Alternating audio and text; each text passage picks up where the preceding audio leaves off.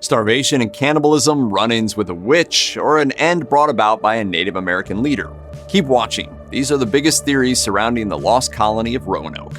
In August 1587, a group of just over 100 English colonists founded a small settlement on Roanoke Island off the coast of modern-day North Carolina.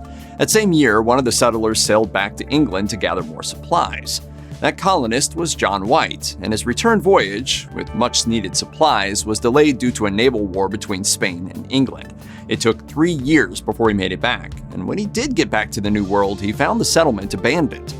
The only clue we found to the disappearance of the colonists was the word Croatoan carved into a wooden post, and another 3 letters, CRO, carved on nearby trees. You may have heard this story in history class, but what actually happened to the settlers, and what did the word mean? Historians and archaeologists have spent decades trying to figure out the ultimate fate of the Roanoke settlers, and along the way, there have been a lot of theories put forward. To the colonists of Roanoke Island, the word Croatoan would likely have referred to the nearby indigenous tribe, the Croatoan people, with whom the colonists had cordial relations. It was also the name on the island that they lived on, which is today known as Hatteras Island. This has led to the most common theory about where the colonists went, to live alongside the Native Americans on Hatteras Island. The scant archaeological evidence that exists may support this theory. A 1709 log by an Englishman told of indigenous peoples who could read English, though the accuracy of that account is debated. Other accounts by early settlers spoke of blonde-haired, blue-eyed Native Americans in the area, or of indigenous tribes that claimed to have white ancestors. European tools and artifacts from the late 16th century were found on Hatteras Island and also support the theory.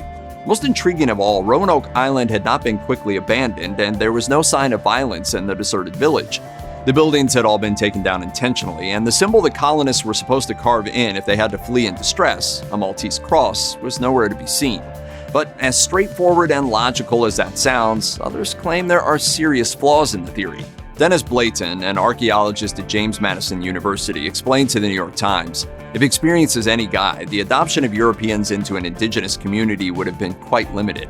That makes sense too, and it's led some experts to speculate that the settlers actually split up. Some may have headed for Hatteras Island, and others may have made for a different inland location known as Site X. These colonists may have also been taken in by local tribes.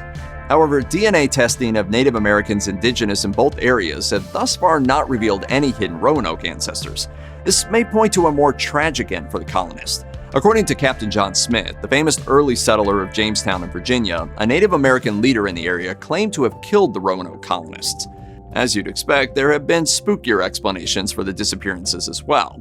Do you want to play a game? Oh, no thanks. Needless to say, these theories are generally light on evidence. Some fringe theories suggest that the colonists succumbed to starvation and cannibalism, similar to a fate that befell some later colonists in Jamestown, Virginia. But this would have been an ordinary tragedy rather than a supernatural one.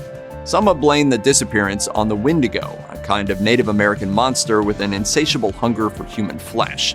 The anthology horror series American Horror Story posited that one of the settlers turned on the other colonists and massacred them at the bidding of a witch, a plot based on no historical evidence whatsoever.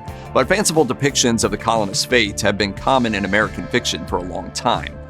A poem written by Sally Southall Cotton in 1901 spun the tale that Virginia Dare, a child among the settlers and possibly the first English person born in the Americas, was in her adulthood engaged to a Native American. However, a jealous witch turned her into a deer. According to the poem, Virginia wanders the woods as a white doe to this day. Check out one of our newest videos right here. Plus, even more grunge videos about history's strangest secrets are coming soon. Subscribe to our YouTube channel and hit the bell so you don't miss a single one.